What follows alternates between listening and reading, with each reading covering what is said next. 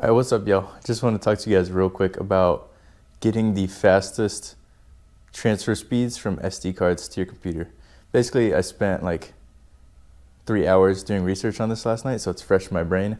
I'm not a master, but if you make YouTube videos or just want faster transfer speeds from your SD card to your computer, or you're shooting in 4K, this will be helpful for you. So basically, there are 4 stages of defense when it comes to this. So there's the SD card reader, the USB that you're plugging the card reader into, and then your actual disk drive on your computer. So as far as SD cards go, fastest speed you can get essentially with UHS 2, which is what most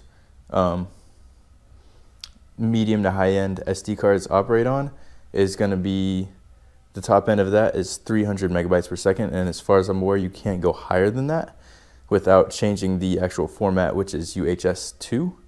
Apparently UHS 3 can go up to 600, but I don't know of any SD cards that actually operate on that. If you want to go higher than that, you've got to get a CF Express card, which mostly only higher end cameras operate on. So if you're using a mid-range camera, most likely you're going to be operating with a regular SD card. So the higher end of that you want to get is around 300 megabytes per second. So let me go to the card reader.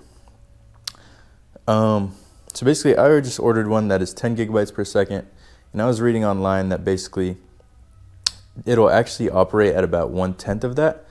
So that'll give you about 1 gigabyte per second of upload speed, which is obviously a good bit greater than 300 megabytes per second, so we have a good amount of overhead there. Now from there, obviously the card reader is interfacing with the computer itself through USB.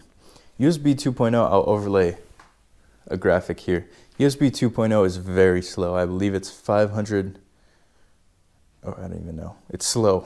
All right. USB 3.0 is an upgrade over that. 3.1 is an upgrade over that, and I believe even up to 3.2 is like 20 gigabytes per second, so that's the top end. If you don't want to be, basically, whatever is the slowest part of the system is what you're going to be operating at speed-wise. So you want to give yourself as much overhead as you can. If you're using USB 3.1, that'll give you 10 gigabytes per second, which will match the card reader you get, assuming you get a 10 gigabytes per second one.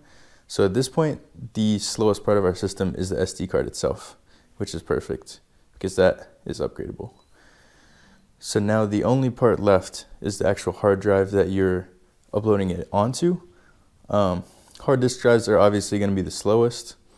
SSD cards or SSD hard drives are going to be the next fastest, and that is also going to be a limiting factor. And then we have the NVMe, I believe it is, which goes up to like 7,300 megabytes per second. Or, sorry, yeah, that's correct.